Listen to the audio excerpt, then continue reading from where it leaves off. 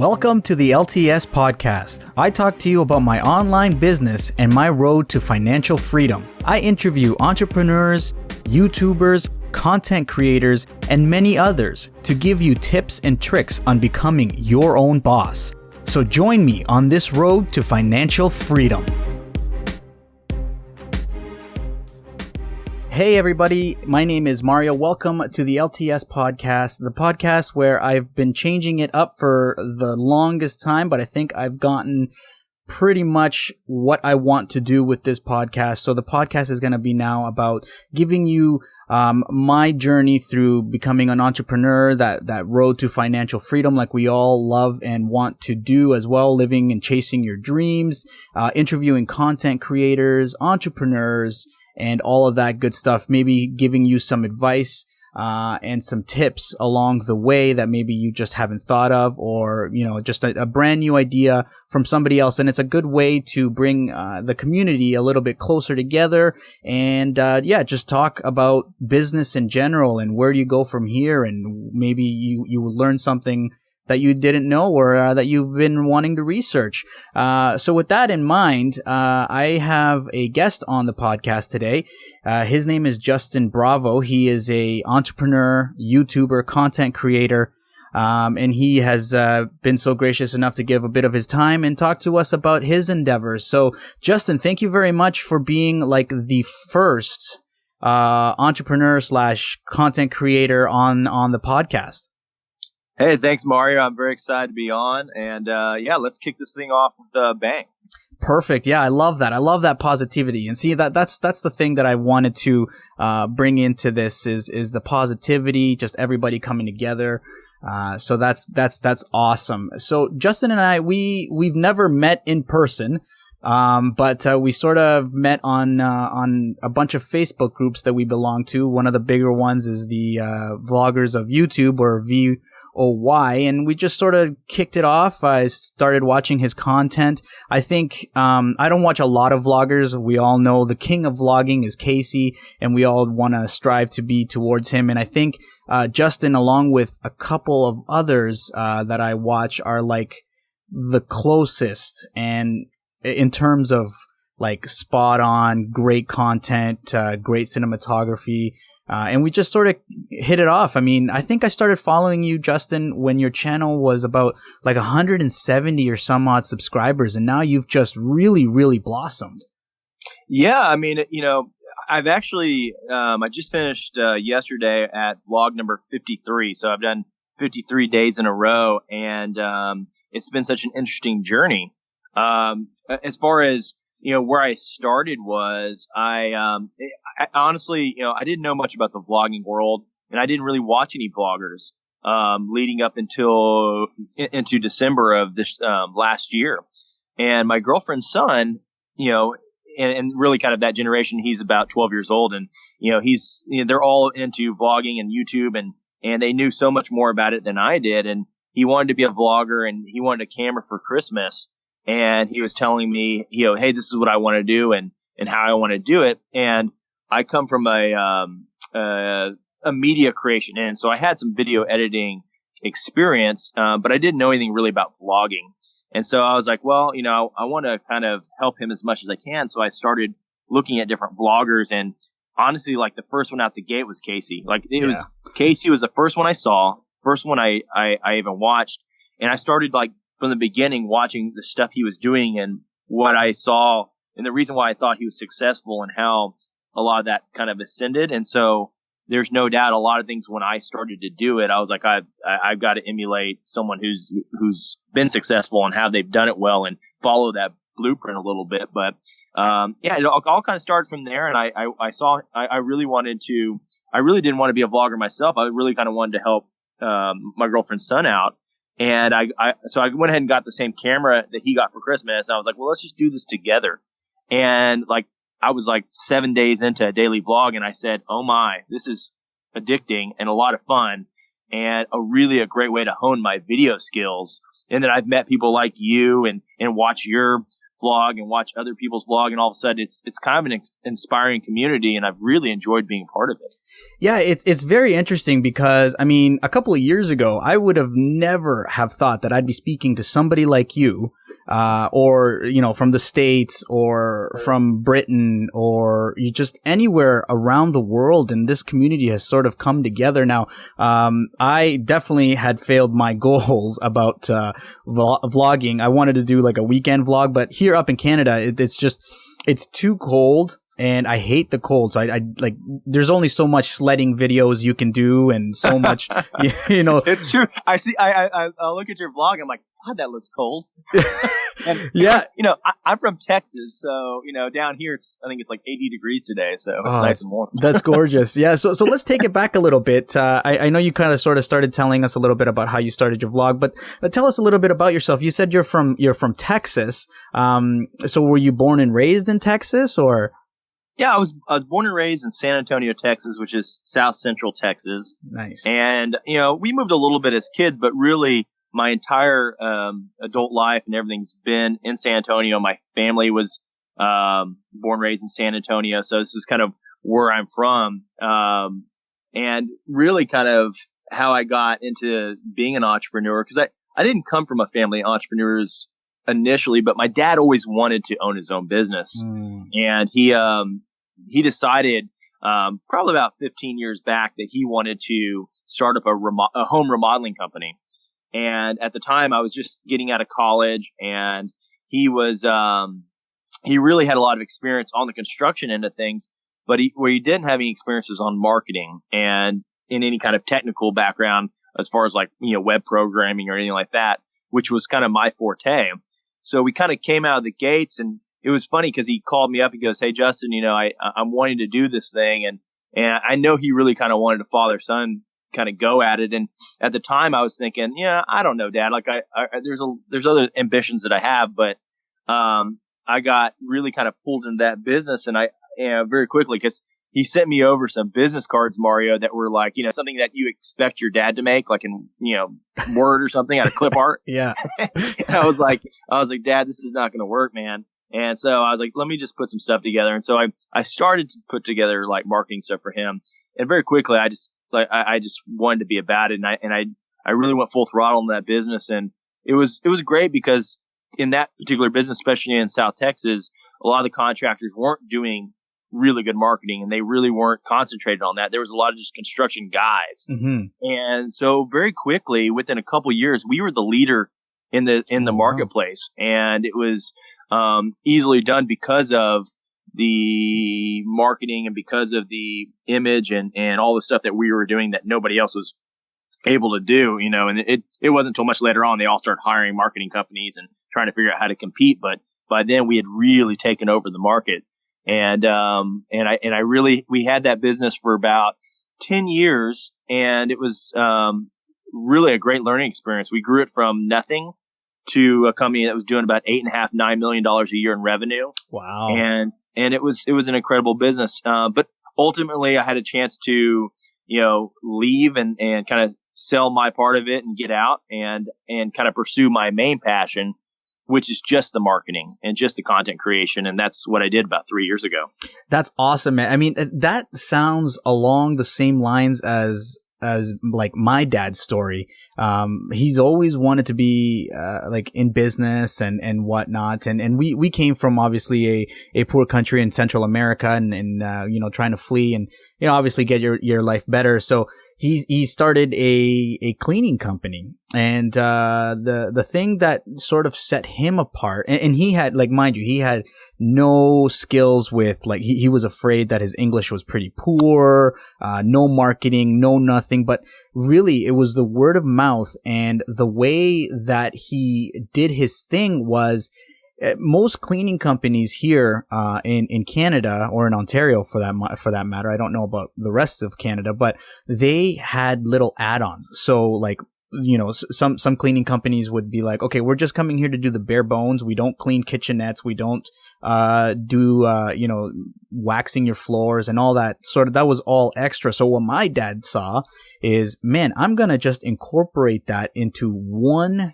huge package and let him know I'm going to do this at the beginning of the season and this at the end of the season. And man, his business started to blossom. And you would think that I would have sort of caught on to that, but my path led me to a different way. And just now I'm circling back to a passion of entrepreneurship. So that's a really cool story. So so your main thing now is marketing. Well, what everything that was, a lot of our successes as that remodeling, construction, interior design company came from stuff that we did. Because, I ended up doing a lot of radio. I did a lot of TV and billboards. I tried every avenue out there. Nice. And we had nice return on investment on all those. Like the ROI on a lot of those different channels worked really well for us. But at the end of the day, when we were, at $9 million in revenue, 80% of that came from social media and Google, either pay-per-click or organic listings, via SEO. So everything kind of came from that.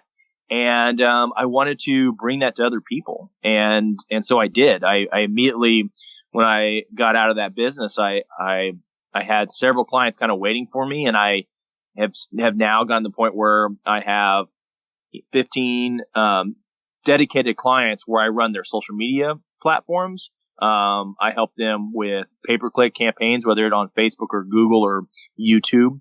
And I also do a little bit of SEO for them, and really I found that kind of like your dad is initially when I started the business, I was thinking I really just want to be focused on social media and pay-per-click campaign management. But very quickly I realized that everybody kind of needed help with everything. Like they wanted help with, hey, I need an email signature done really well. I need some graphics for this newsletter. I just need a marketing department, but I can't afford a marketing department. And where I found a really good niche that I think that has worked well for me in Central Texas is basically kind of being a marketing department on retainer.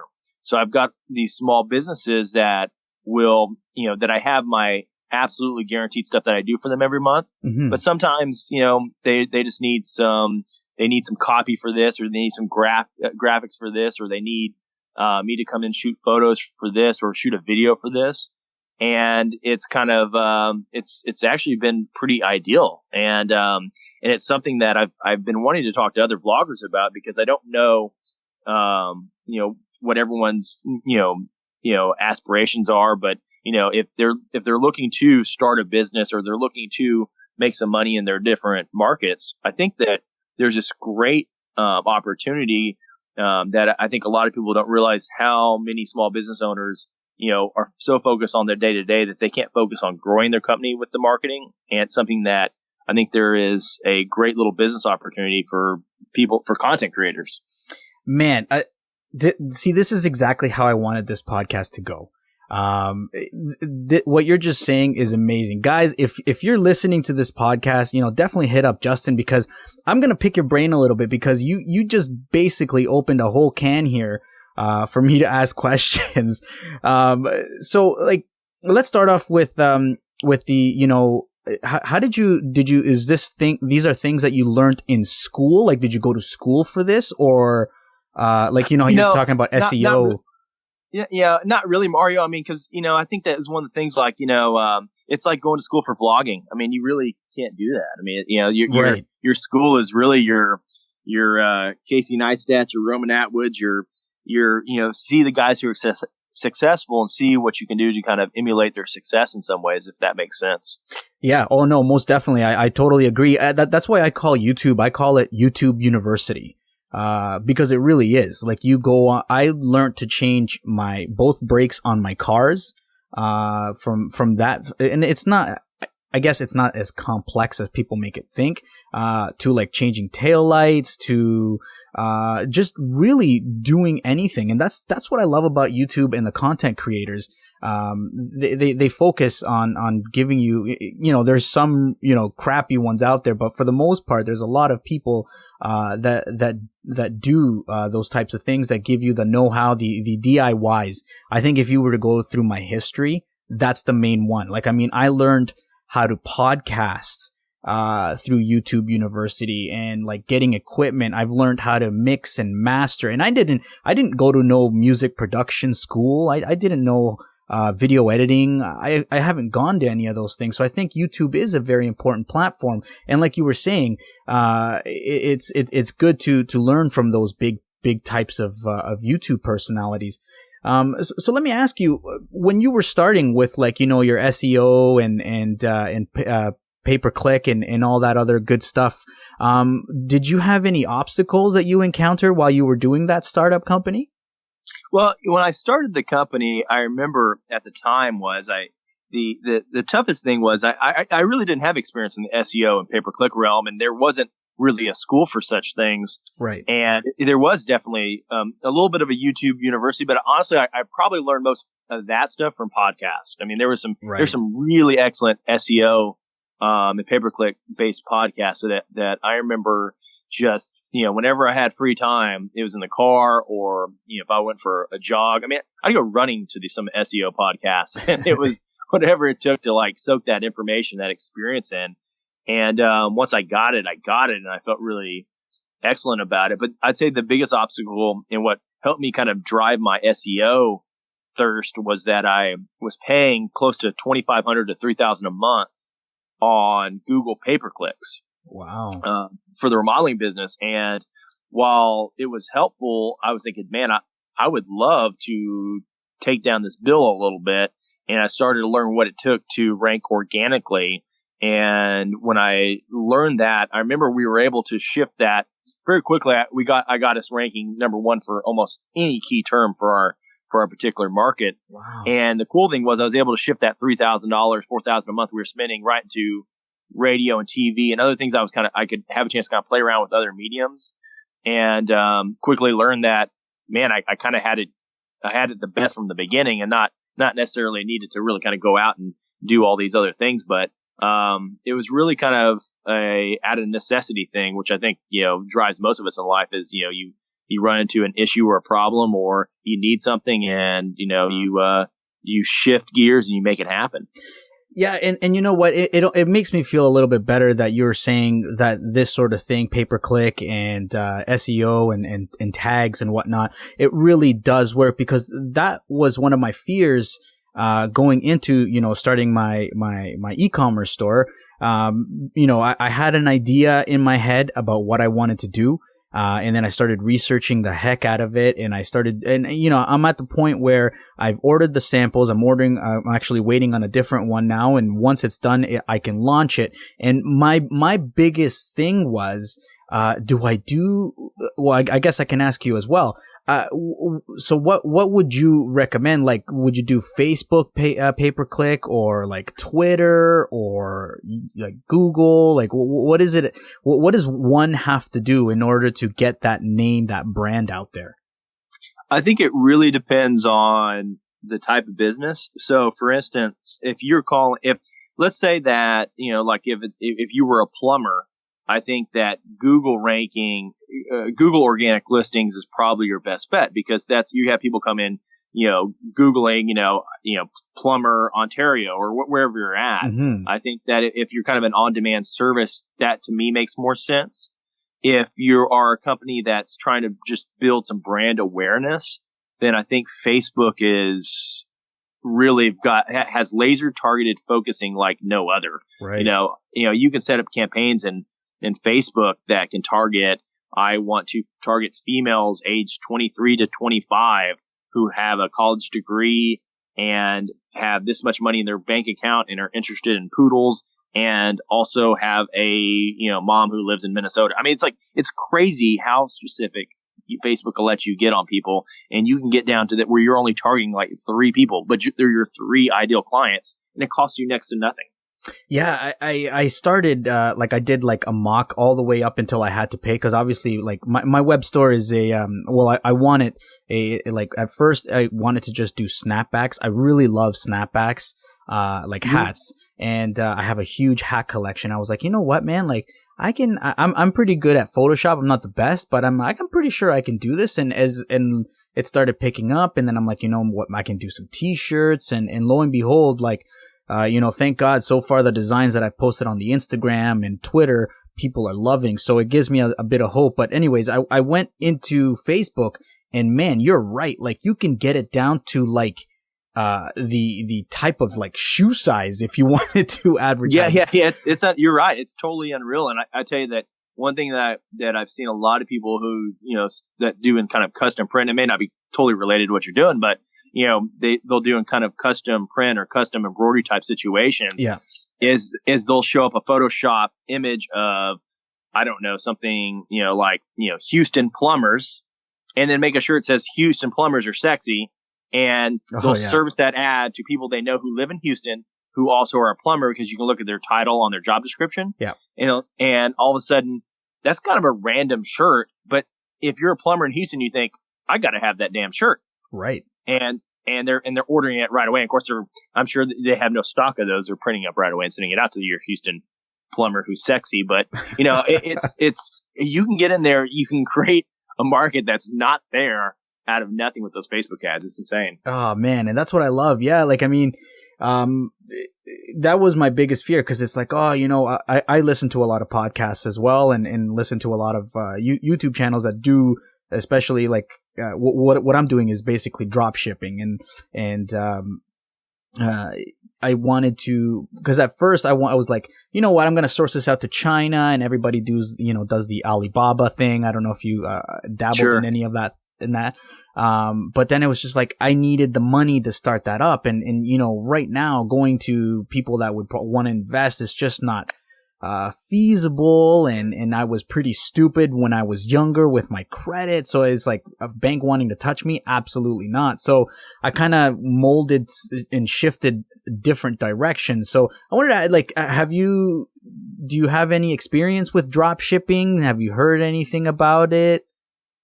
Well, I have. It's been a while. I'll tell you, even before that remodeling company. So when I was in high school, I worked for a furniture company. Okay. And I had, I was just moving furniture.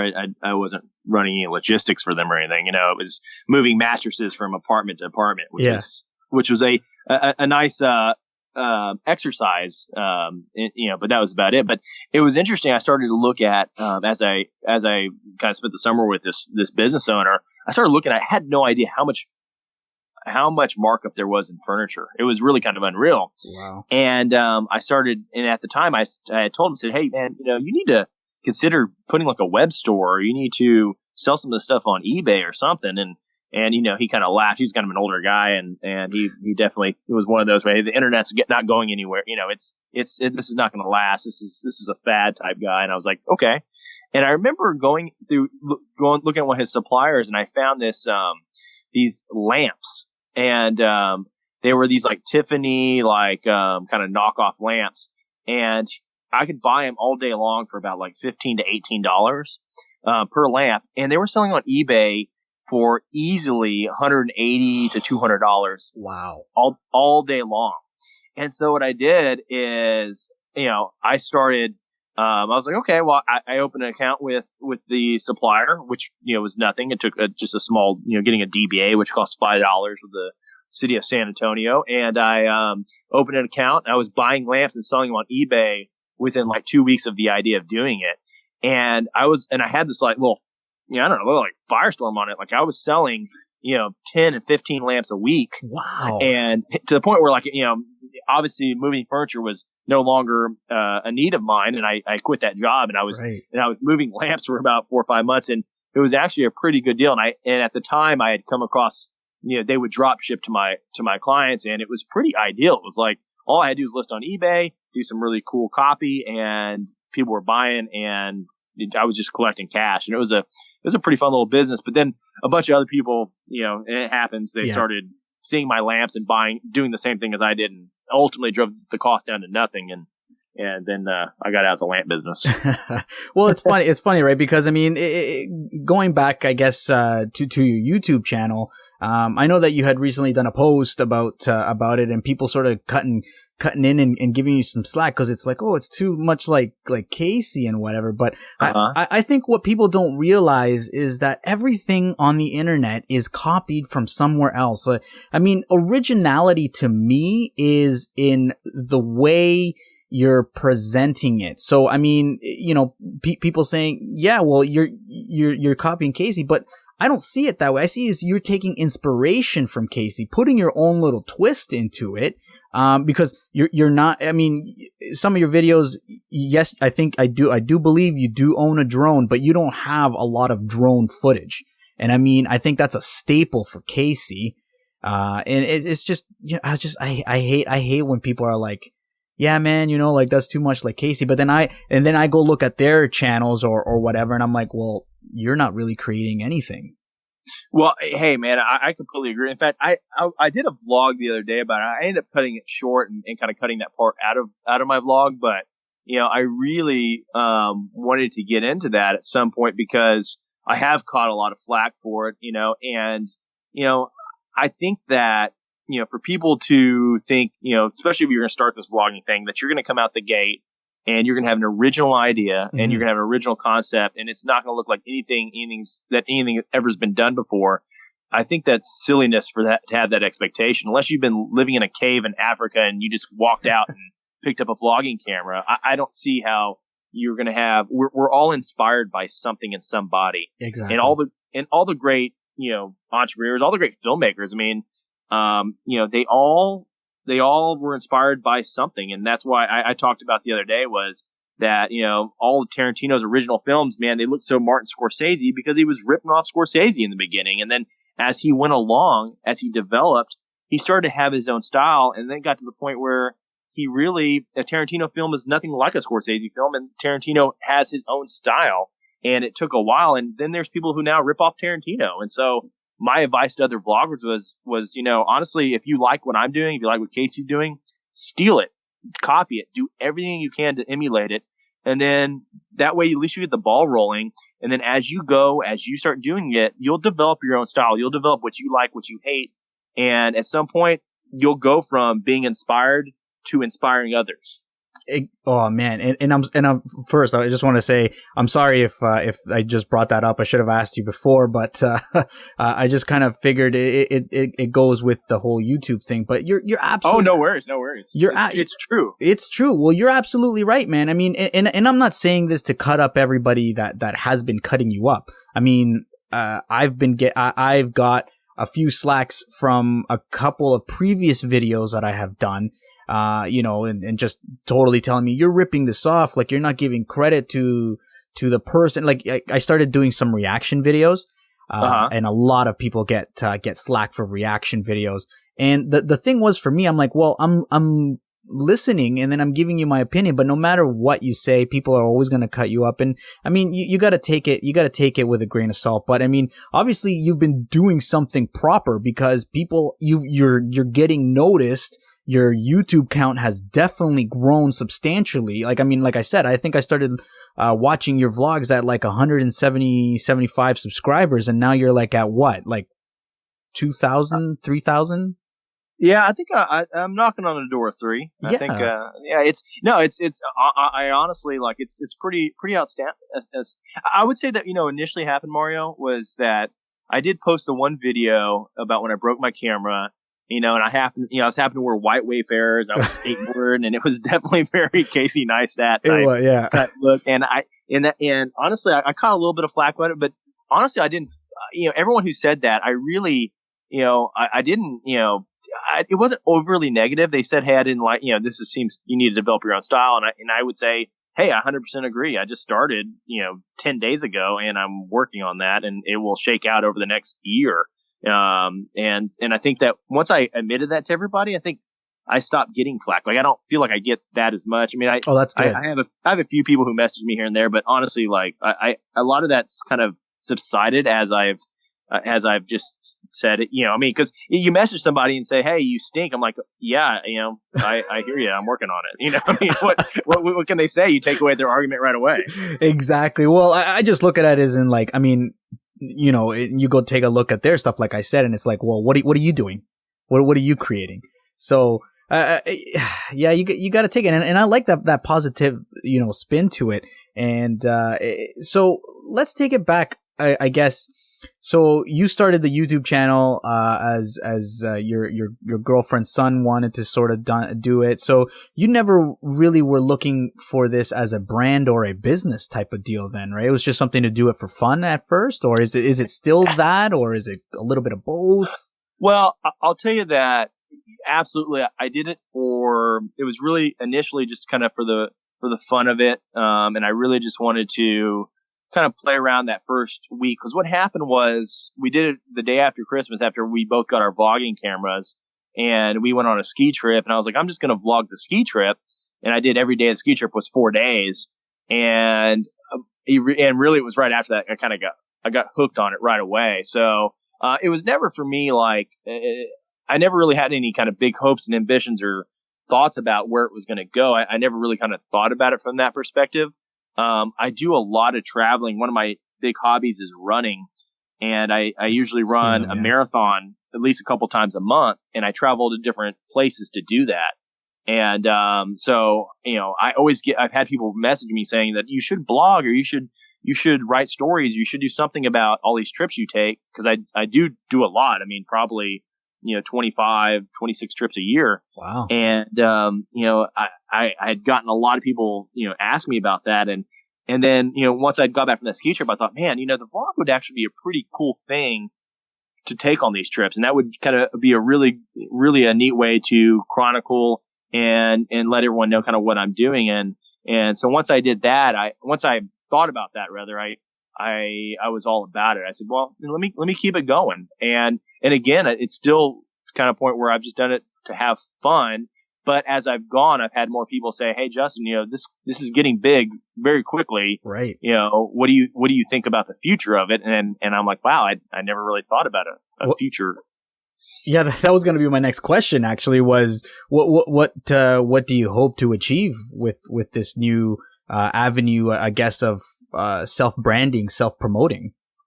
Well, it's interesting, Mario, because I had my cousin call me, and she's a fairly big musician out of LA, and she's doing really great things, and she's had to do a lot of personal branding, and she's the one who kind of told me the other day. She goes, hey, Justin, this is taking off. You're doing some really good stuff, and you really need to, think about where this is headed and kind of formulate a game plan on it. And, I've been so focused on my business that I really didn't think about this as a personal brand kind of thing. And so it's really the past 3 or 4 days I have been thinking about it. I've had to like kind of figure out, what it is I hope of it. I don't know that I hope for this Casey Neistat type, 6.5, 7 million followers or subs and get to that point. I don't know. I know that, that when I do anything, whether it be a business or a relationship or a friendship or a hobby, like I will do it full throttle until it's not fun anymore. And second, it's not funny anymore, I peace out on it. And right now I'm having a lot of fun to vlog. Yeah, it's definitely a lot of work. I know firsthand. I can't even do a weekend vlog, let alone a daily vlog like yourself. But it is most 100%. It's first and foremost, it's about having fun. And once you stop having fun with it, then you don't put your 100% effort into it. And it's not really just, it's something like you said, you'll just piece it out and you're done with it.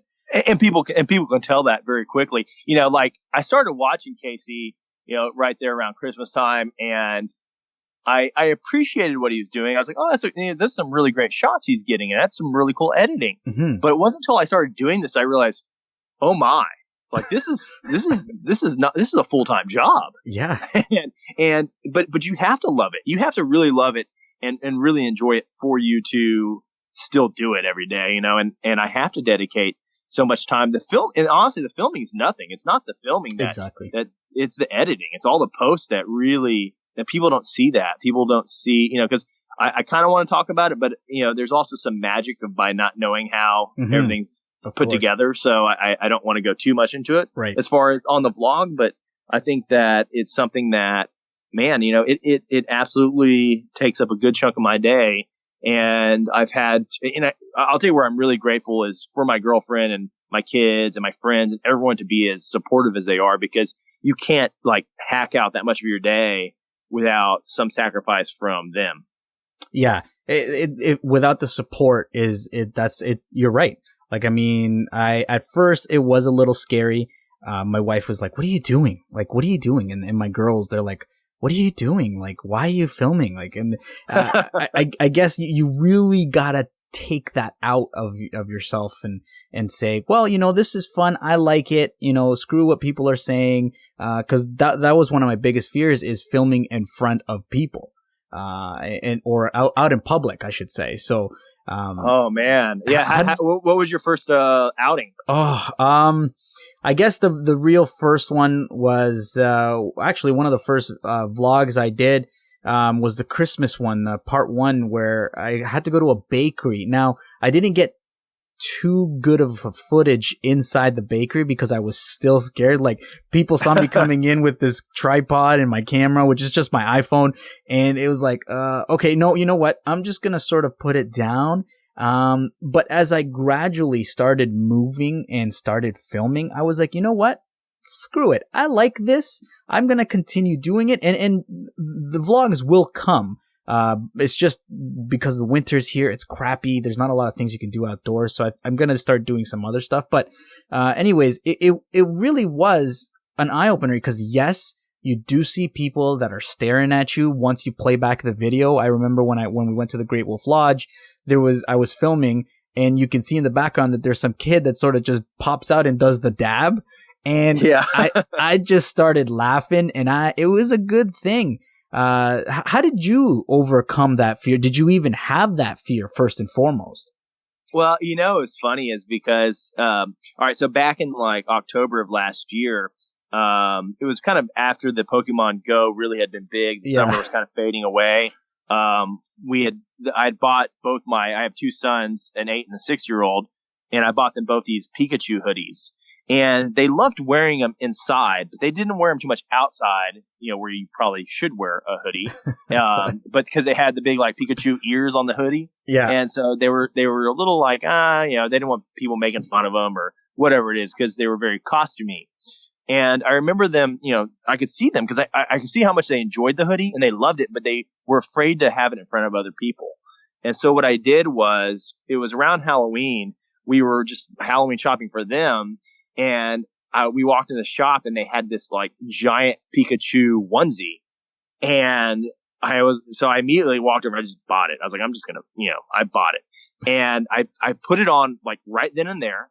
And cause we had to go grocery shopping, and I told them, I said, let's go. And they're like, you're going to wear the Pikachu into the grocery store? I'm like, yeah, why not? Who cares? And I, at that point, I walked in that grocery store, and there were so many people, and I'm a giant yellow Pikachu. and I'm thinking, oh man. And I really, it took like the first 5 seconds I was walking, I was like, okay, I'm just going to go for this. And within about, I don't know, 15 minutes, I had at least 10, 15 different people come up, take selfies with me. That's awesome. Come in and like, man, you're the best dad I've ever seen. Like, and I was thinking, wow, it got such a positive response. And I guess where it really hit me close was 3 days later, my kids were getting out of the car to go to school, and they both were wearing their Pikachu hoodies, and they were so excited about it and they stopped giving a care what other people thought. And I was like, wow, I'm glad it's hit them. And now they wear those Pikachu hoodies everywhere. That's awesome, man. And you were just doing it just for your kids. You weren't doing it to do anything else. And that's the best part, man. I love that story. Well, I think, Mario, that's one thing that so even from I was never a great, I was very nervous public speaking. I was never comfortable on camera or radio or any of the things. And I've always put myself in a position to be uncomfortable. And so even when I was doing the remodeling thing, when I did TV, I would go and I'd buy live TV spots and go and do a 5-minute live interview on TV. And I was so uncomfortable, but I would force myself to do it every month just to see if I could, get myself to the point where I would get comfortable. And eventually I did. And same thing with radio and the Pikachu thing. I did that to get comfortable. And when I started vlogging, I took my camera the very first time was actually to the grocery store too. And for whatever reason, it felt like more uncomfortable than wearing the Pikachu outfit. And it took me a while to kind of like, I would put it out there initially, and it was just like a little G7X point and shoot. So it was relatively small, but it still was kind of uncomfortable. And it took me a couple outings to feel comfortable with all the things and not worry what people were staring. I kept trying to take my own lesson to my kids, not to care what people think. And I eventually kind of got there. Then when I bought the Canon 80D, the big DSLR, and I did the Casey Neistat where I mounted to a GorillaPod and had a huge shotgun mic on. I mean, the thing is heavy and huge, and you cannot not notice it. And vlogging with that public took a whole nother level. But I remember going out with it a couple of times, and that camera gets people dabbing and doing all kinds of crazy stuff in the background, and they love it. Like that camera people love. They if I'm walking around with that, you do get some people look at you weird, but they usually come running up to me and say, "Are you a YouTuber? Can I be on your channel? Or they just want to do stuff in the background." And it's actually been nothing but a great way to talk to people, So I think that I've had people ask me that, and I think that it's something that people have to overcome. But I guess to me, the ultimate lesson would be is whatever it is you're uncomfortable at, do it till you are comfortable. I love that. So to just sort of conclude the podcast here, man, I could talk to you for another hour or two about this sort of stuff. I just wanted to ask you if you could give the listeners out there 3 tips or advice that you can give somebody that's just starting out or is in research mode when it comes to either entrepreneurship or YouTubing. What is some tips or advice that you would give them? Well, I would say kind of number one, what we just talked about is really, really whatever it is you're uncomfortable about, if it's meeting people, if it's networking, if it's public speaking, if it, whatever that is, you're never going to get good with that if you don't just do it. And I know that's easier said than done, but really, if you can just go and kind of hammer that away, and you can really get yourself to the point where all of a sudden you can overcome those fears. And it really is just one of those things that you have to do by just doing it over and over until it goes away. I would say that that'd be number one for me. Number two is going back to even, being unique. While I think that uniqueness, it will 100% be your way to, be different in your marketplace, and you'll be able to, stand out and sell more and do all those sort of things. But don't be afraid to be inspired either. I think that, if you look at people that are successful in your market or successful in any endeavor you're trying to do, don't be foolish. Learn from their experiences, copy where they're successful, but also be critical of where you feel like they could use improvement and try to be better at them in those ways. And I think finally, the third thing that I would say is really kind of be vulnerable. I think a lot of people are scared to be vulnerable. They're scared to, let people know that they're having a bad day, or that they're scared of this, or that, they don't know what they're doing. Say, hey, listen, I really have no idea what I'm doing here.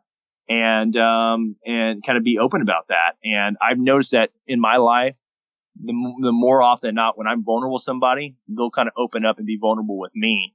And when I do that, I think that it makes a much better human connection, that we're both, we both can relate. Because to me, nothing's more annoying than say, hey, Mario, how's your day? And you say, it's a good day. Because maybe it is a good day, but if, more often than not, every day can't be a good day. You have your trials, you have your tribulations, and I do too. And I like to say, hey, Mario, how you doing? He's like, man, and for you to say, hey, it's been a great day, except for, honestly, I'm struggling with the bills, or I'm struggling with, me and my wife kind of had a disagreement, or man, the kids are frustrating today. And I think that for me, that creates real conversation, and it creates real connections, and kind of just be open for that. Let's not be fake about it, but let's be real and be vulnerable. I love it.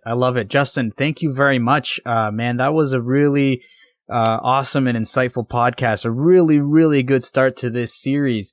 I guess that, where can people find you if they want to interact with you, if they want to ask you more questions about, business, SEO, that sort of thing? Where can people find you?